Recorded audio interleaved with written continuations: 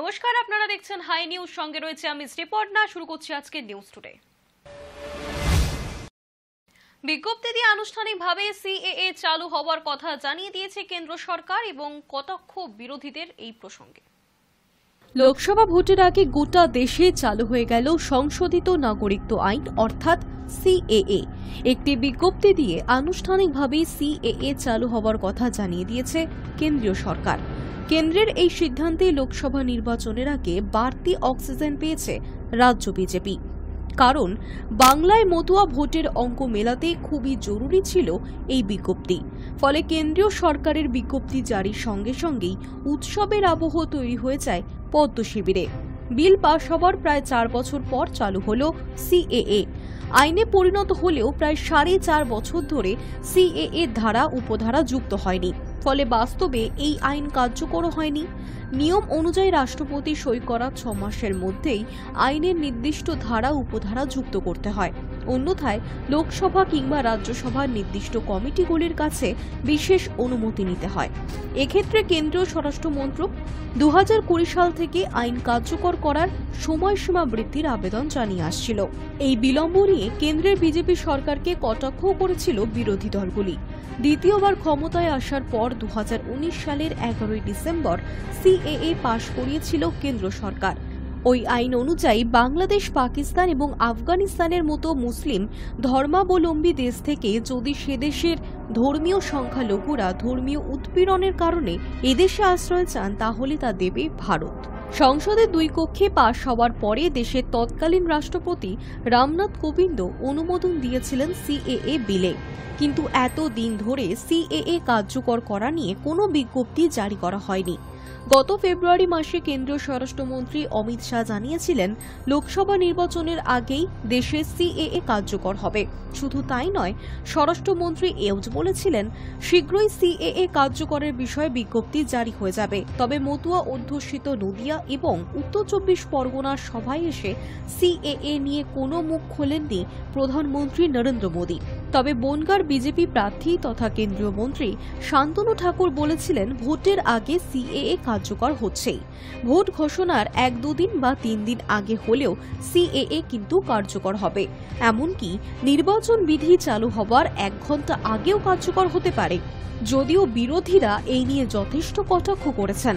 স্বয়ং মুখ্যমন্ত্রী মমতা বন্দ্যোপাধ্যায় সিএএ প্রসঙ্গে কটাক্ষ করেছিলেন। রাজ্যের শাসক দল তৃণমূল নেতৃত্ব বরাবরই সিএএ প্রসঙ্গে দাবি করে আসছেন যে নাগরিকরা ভোট দেন, আধার কার্ড, ভোটার কার্ড আছে, তারাই এই দেশের নাগরিক। তাই তাদের নতুন করে নাগরিকত্ব দেওয়ার প্রয়োজন নেই। সিএএ কার্যকর করা নিয়ে দীর্ঘদিন কেন্দ্রীয় সরকারের মধ্যেই টাল বাহানা চলছিল। অন্যদিকে করোনা পর্বের আগে থেকেই দেশের নানা প্রান্তে সিএএ বিরোধী আন্দোলন শুরু হয়ে যায়। সারা দেশে সিএএ বিরোধী আন্দোলনে প্রাণ যায় 100 জনের। বিজেপি বিরোধী দলগুলি এই আন্দোলনের নেতৃত্বে ছিল। পশ্চিমবঙ্গের মতো বিরোধী শাসিত রাজ্যগুলি ধর্মীয় পরিচয়ের ভিত্তিতে সিএএ কার্যকরের বিরোধী। এখনো পর্যন্ত লোকসভা নির্বাচনের দিনক্ষণ ঘোষণা করেননি নির্বাচন কমিশন, কিন্তু তার আগেই গোটা দেশে চালু হয়ে গেল সিএএ। বিরোধীদের অবশ্য দাবি ভোটের মুখে সিএএ জারির সিদ্ধান্ত রাজনৈতিক চমক বই কি আর কিছুই নয়। বাংলার মুখ্যমন্ত্রী তীব্র প্রতিক্রিয়া দিয়েছেন এই প্রসঙ্গে। তার কথায় সাহস থাকলে সিএএ আগে করতেন, লোকসভা ভোটের আগেই করতে হলো কেন? বাংলার মুখ্যমন্ত্রী প্রশ্ন তুলেছেন, যাদের ভোটের সরকার তৈরি হয়েছে তাদের নাগরিকত্ব নিয়ে কিভাবে প্রশ্ন তুলতে পারে কেন্দ্র? প্রায় একই কথা বলছেন দিল্লির মুখ্যমন্ত্রী অরবিন্দ কেজরিওয়ালও। তার কটাক্ষ, 10 বছর দেশ শাসন করার পরে ঠিক আর একটি নির্বাচন দোরগোড়ায় এসে সিএএ কার্যকর করছে মোদী সরকার, আর সেটা এমন একটা সময়ে যখন মূল্যস্ফীতির কবলে দেশের গরিব এবং মধ্যবিত্তরা জর্জরিত। বেকার যুবক যুবতীরা কর্মসংস্থানের জন্য সংগ্রাম করছেন। যদিও মন্ত্রী শান্তনু ঠাকুর এই প্রসঙ্গে বারংবারই বলে এসেছেন সিএএ এর মাধ্যমে কারণ নাগরিকত্বই কারা হবে না, এটা নাগরিকত্ব দেওয়ার জন্য। লোকসভা ভোটের প্রাক্কালে আচমকায় সিএএ বা সংশোধিত নাগরিকত্ব আইন জারি করার কথা জানিয়ে দিয়েছে কেন্দ্র। আর তারপরেই প্রধানমন্ত্রী নরেন্দ্র মোদীর প্রশংসায় পঞ্চমুখ কেন্দ্রীয় স্বরাষ্ট্রমন্ত্রী অমিত শাহ থেকে বিজেপি নেতৃত্ব। তাদের দাবি এটাই মোদী কি গ্যারান্টি। সোমবার কেন্দ্র সিএএ চালু করার পর কেন্দ্রীয় স্বরাষ্ট্রমন্ত্রী এক্স হ্যান্ডেলে লিখেছেন, এই বিজ্ঞপ্তি দিয়ে প্রধানমন্ত্রী নরেন্দ্র মোদীজি আরও একটি প্রতিশ্রুতি রক্ষা করলেন। এবার পাকিস্তান, আফগানিস্তান এবং বাংলাদেশে ধর্মীয় নিপীড়িতরা এদেশের নাগরিক হতে পারবেন। উত্তরপ্রদেশের মুখ্যমন্ত্রী যোগী আদিত্যনাথের দাবি, সিএএ জারি করার সিদ্ধান্ত ঐতিহাসিক। তিনি সমাজ মাধ্যমে লিখেছেন, মানবতার কল্যাণে নাগরিকত্ব আইন প্রণয়নের সিদ্ধান্ত ঐতিহাসিক। এই আইন পাকিস্তান, বাংলাদেশ এবং আফগানিস্তানে ধর্মীয় নিপীড়নের শিকার হওয়া সংখ্যালঘু সম্প্রদায়ের জন্য সম্মানজনক জীবনের পথ তৈরি করল।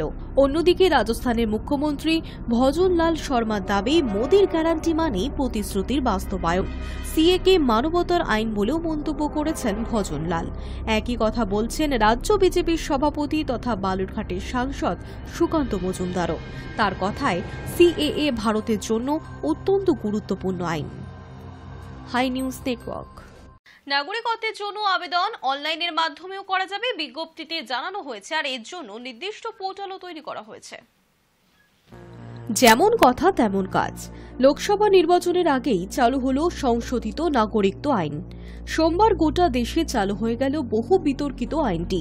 সোমবার সন্ধ্যায় বিজ্ঞপ্তি জারি করে আনুষ্ঠানিকভাবে সিএএ চালু হওয়ার কথা জানিয়ে দিয়েছে কেন্দ্রীয় সরকার। সরকারের ই-গেজেট ওয়েবসাইটেই প্রকাশিত হয়েছে বিজ্ঞপ্তিটি। কারা কিভাবে অনলাইনে সিএএ তে নাগরিকদের জন্য আবেদন করতে পারবেন সেই বিষয়ে বিস্তারিতভাবে জানানো হয়েছে সেই ওয়েবসাইটে। স্বরাষ্ট্র মন্ত্রকের দেওয়া বিবৃতিতে একথাও উল্লেখ রয়েছে। মঙ্গলবার থেকেই সিএএ অনলাইন পোর্টালে নাগরিকদের জন্য আবেদন করা যাবে বলে স্বরাষ্ট্র মন্ত্রকের তরফে জারি করা বিজ্ঞপ্তিতে জানানো হয়েছে।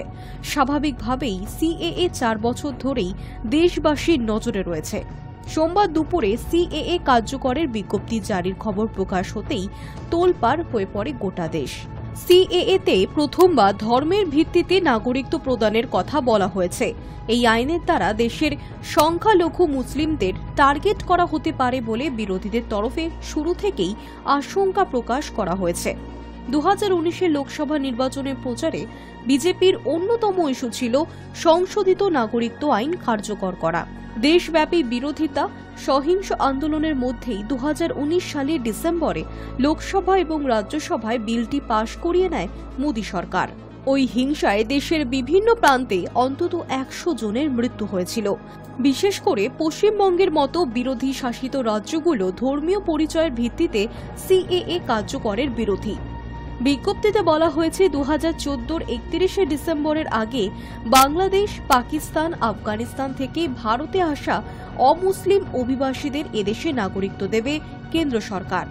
স্বরাষ্ট্র মন্ত্রকের একজন মুখপাত্র জানিয়েছেন যে যোগ্য ব্যক্তিরা সম্পূর্ণ অনলাইন মোডে আবেদন জমা দিতে পারবেন।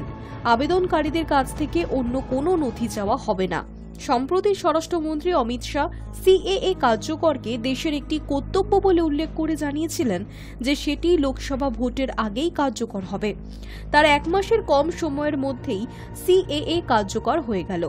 কেন্দ্রের বক্তব্য, সংশোধিত নাগরিকত্ব আইন মুসলিম অধ্যুষিত দেশগুলিতে ধর্মীয় নিপীড়নের শিকার হয়ে ভারতে পালিয়ে আসা সংখ্যালঘুদের যেমন হিন্দু, খ্রিস্টান, শিখ, জৈন, বৌদ্ধ এবং পার্সি ভারতীয় নাগরিকত্ব পেতে সাহায্য করবে।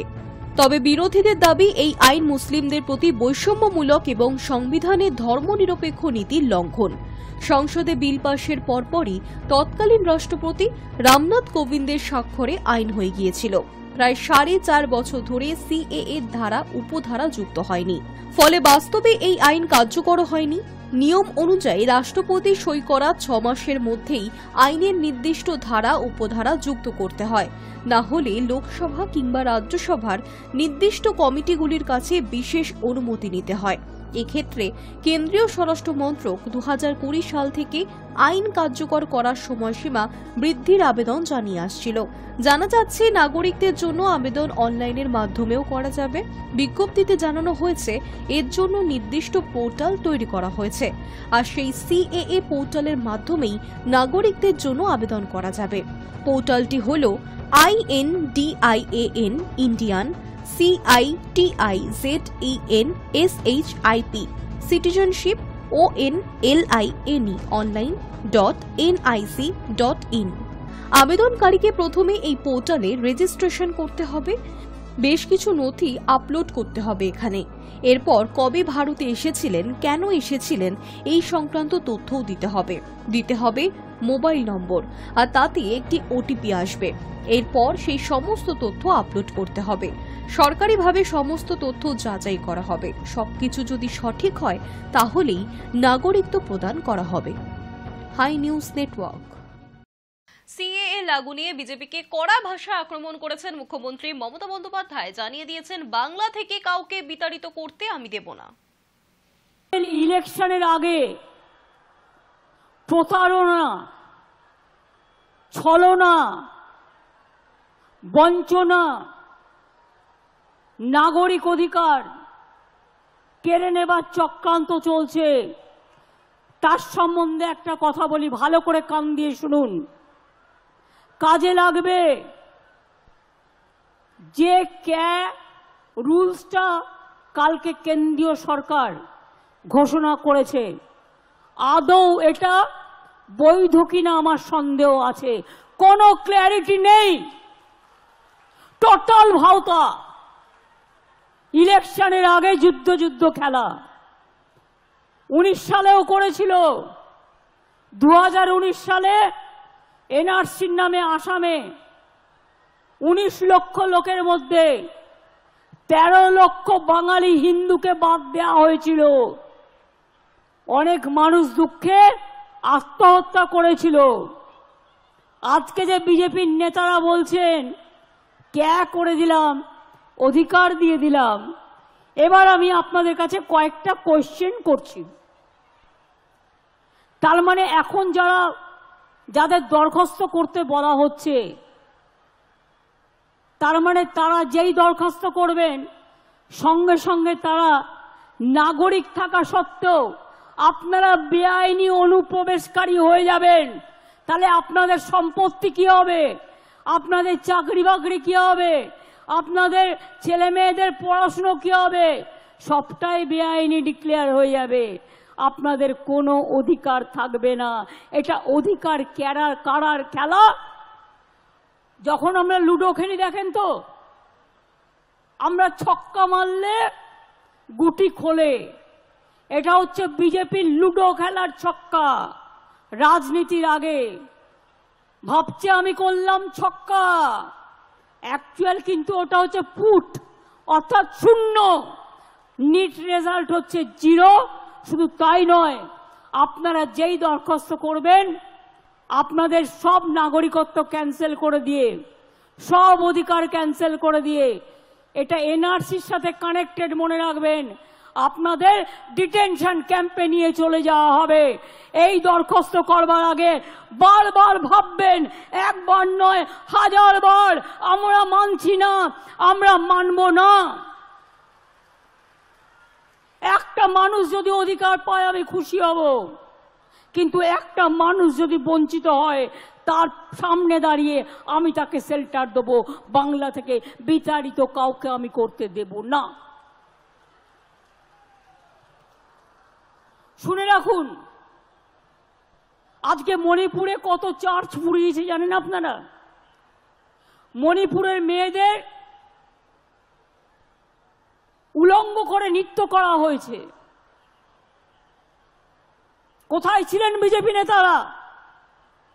একবার জবাব দেবেন। মনে রাখবেন,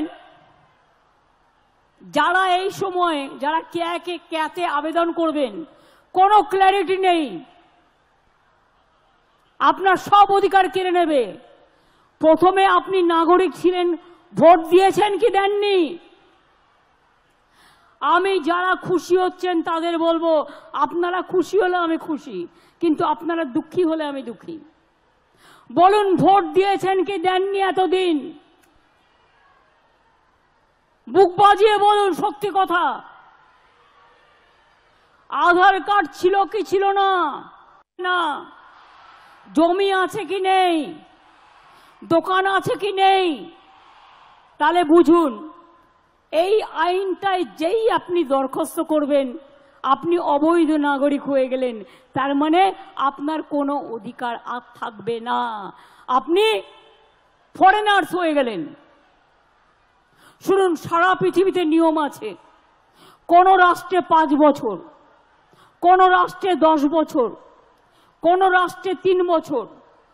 যদি বাইরে থেকে কেউ আসেও, তারা যদি সেই বছরগুলো সেই রাষ্ট্রে থাকে, তারা কিন্তু গ্রিন কার্ড পায়, তারা কিন্তু সিটিজেন কার্ড পায়। এই চালুটা কেন করলেন না? আগে তো ডিএমরা নাগরিকের কার্ড দিত, সেই অধিকার কেড়ে নেওয়া হলো। আর আজ বিজেপির হাতে আপনারা দিয়ে দেবেন আপনার ভাগ্য, শুধু একটা ভোটের জন্য, 2টো সিটে জেতবার জন্য। আপনাদের ভাওতা দিচ্ছে, ভাওতা, ধাপ্পা দিচ্ছে, ধাপ্পা। মনে রাখবেন, সব হারাবেন। এটাও যাবে, ওটাও যাবে। কোনো শর্ত ছাড়াই নাগরিকত্ব দেওয়া হবে, এতে কারোর নাগরিকত্ব যাবে না। কারো নাগরিকত্ব গেলে তার দায়িত্ব সুকান্ত মজুমদারের। দেশে সিএএ লাগু হবার পর বিভিন্ন মহলে নানা বিতর্কের মাঝেই এই নিয়ে মুখ খুললেন সুকান্ত মজুমদার। দেখুন, মমতা বন্দ্যোপাধ্যায়ের এই বিরোধিতা শুধুমাত্র রাজনৈতিক বিরোধিতা। বিরোধিতা করার কোনো কারণই নেই। কিছু উদ্বাস্তু অত্যাচারিত মানুষকে নাগরিকত্ব দেয়া হচ্ছে এবং সেই নাগরিকত্ব দেয়া হবে কোনো শর্ত ছাড়াই। যে সমস্ত কথা আমরা আগে বলেছি, আমরা এখনো সেই একই কথা বলছি। কোনো শর্ত ছাড়াই নাগরিকত্ব দেয়া হবে এবং এর ফলে কারো নাগরিকত্ব যাবে না। যে মিথ্যে কথা তৃণমূল কংগ্রেস এবং মমতা বন্দ্যোপাধ্যায় বারবার প্রচার করে, আমি বুক ঠুকে বলছি, কারো নাগরিকত্ব যাবে না। গেলে তার নাগরিকত্ব ফেরানোর দায়িত্ব সুকান্ত মজুমদার নিচ্ছে, ভারতীয় জনতা পার্টি নিচ্ছে।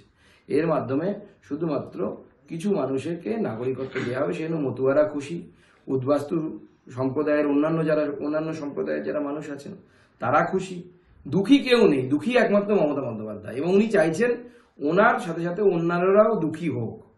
তো সেটা হওয়া সম্ভব না। আমি পশ্চিমবঙ্গের মুসলিম সমাজকে আশ্বস্ত করতে চাই, এই সিএ এর ফলে আপনাদের 1%ও কোনো ক্ষতি হবে না। এই দায়িত্ব ভারতীয় জনতা পার্টি নিচ্ছে। মমতা বন্দ্যোপাধ্যায় বিরোধিতা করে যাচ্ছে, মানে কি ভোট ব্যাংক, বাংলার ভোট ব্যাংকের জন্য কি এই বিরোধিতা? মমতা বন্দ্যোপাধ্যায় গতকাল যে বক্তব্য রেখেছেন নবান্ন থেকে, সেই বক্তব্য অত্যন্ত প্ররোচনামূলক। রাত্রিবেলা মাঝরাতে কি ফুল ফুটবে, এই যে উস্কানিমূলক কথাবার্তা, যে মাঝরাতে কিছু হবে, কিছু করুন আপনারা, মুসলিম সম্প্রদায়ের আজকে থেকে সম্ভবত রোজা শুরু হচ্ছে, সেটাকে নিয়ে একটা উস্কানি দেওয়ার চেষ্টা করা, এই যে উস্কানিমূলক কথাবার্তা, এই উস্কানিমূলক কথাবার্তা থেকে মমতা বন্দ্যোপাধ্যায়কে বিরত হওয়া উচিত বলে আমার মনে হয়। কারণ মুখ্যমন্ত্রী হয়ে তার মুখে এসব মানায় না, কারণ উনি মিথ্যে কথা বলছেন। এই সিএ এর ফলে কারো কোনো ক্ষতি হবে না। অর্জুন সিং প্রথমে আমাদের টিকিটে জিতেছিলেন এবং তারপর তৃণমূলে চলে গেলেন, এখন নিজের বোধোদয় হয়েছে। অর্জুন সিং প্রসঙ্গে এমনই মন্তব্য করলেন সুকান্ত মজুমদার। দেখুন, অর্জুন সিং আমাদের টিকিটে জিতেছিলেন, উনি তারপরে তৃণমূল কংগ্রেসে চলে গেছিলেন। তো এখন নিজের বোধোদয় হয়েছে, উনি বলছেন যে আমার যাওয়াটা ভুল ছিল। তো আমরা তো আগেই বলেছিলাম যে আপনি যাচ্ছেন ভুল করেছেন, এটা যাওয়া ঠিক নয়। কারণ আলটিমেটলি বিজেপি মানুষের ভালো বোঝে, মানুষের সাথে থাকে।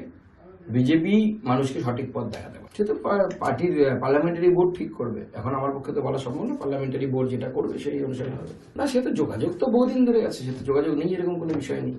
রাজনীতি হয়, এরকম হচ্ছে রাজনীতি। ভারতের রেল প্রকল্পে সামিল হলো আরো 10টি নতুন বন্দে ভারত এক্সপ্রেস ট্রেন। প্রধানমন্ত্রী নরেন্দ্র মোদী এই ট্রেনগুলির উদ্বোধন করলেন। ভারতের রেল প্রকল্পে সামিল হলো আরও 10টি নতুন বন্দে ভারত এক্সপ্রেস ট্রেন। মঙ্গলবার সকালেই প্রধানমন্ত্রী নরেন্দ্র মোদী এই ট্রেনগুলির উদ্বোধন করেছেন গুজরাটের আহমেদাবাদ থেকে। পশ্চিমবঙ্গের নিউ জলপাইগুড়ি থেকে পাটনা পর্যন্ত চলবে বন্দে ভারত। বিশাখাপত্তনম থেকে 2টি নতুন বন্দে ভারত এক্সপ্রেস ট্রেন চালু হবে। বিশাখাপত্তনম থেকে পুরী এবং বিশাখাপত্তনম থেকে সেকেন্দ্রাবাদ লাইনে 2টি নতুন বন্দে ভারত ট্রেনের উদ্বোধন করা হলো। তাছাড়া Ahmedabad Mumbai central, Mysuru MGR central, Patna Lucknow, Lucknow Dehradun, Kalaburagi sir M বিশ্বেশ্বর টার্মিনাল বেঙ্গালুরু, রাঁচি বারাণসী এবং খাজুরাহো দিল্লি লাইনে আরও 8টি নতুন বন্দে ভারত এক্সপ্রেসের ট্রেন উদ্বোধন করা হয়েছে। বন্দে ভারত উদ্বোধনের পাশাপাশি সারা দেশ জুড়ে 85,000 কোটি টাকার মোট 6,000 রেল প্রকল্পেরও শিলান্যাস করেছেন প্রধানমন্ত্রী। দেশ জুড়ে এখনো পর্যন্ত 41টি বন্দে ভারত এক্সপ্রেস চলাচল করে, যা ব্রডগেজ লাইনের মাধ্যমে 24টি রাজ্যের মোট 256টি জেলাকে এক সুতোয় জুড়ে রেখেছে। রেল সূত্রে খবর, বন্দে ভারত এক্সপ্রেস ট্রেন ছাড়াও কয়েকটি প্যাসেঞ্জার ট্রেন এবং মালবাহী ট্রেনের উদ্বোধন করেছেন প্রধানমন্ত্রী। রাঁচিগামী নতুন ইন্টারসিটি এক্সপ্রেস পেয়েছে পশ্চিমবঙ্গ। আসানসোল থেকে এই ট্রেনটি হাতিয়া পর্যন্ত চলবে। মঙ্গলবার সকালে নিজের এক্স হ্যান্ডেলে এই সুখবর জানিয়ে পোস্টও করেছেন প্রধানমন্ত্রী।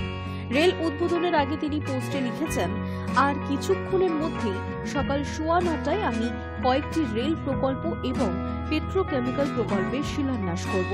বন্দে ভারত থেকে শুরু করে মালবাহী ট্রেনও নতুন যাত্রা শুরু করবে। और मैं मेरे नौजवान साथियों से कहना चाहता हूं, भारत एक युवा देश है, बहुत बड़ी तादाद में युवा रहते हैं देश में। मैं खास तौर पर मेरे युवा साथियों से कहना चाहता हूं,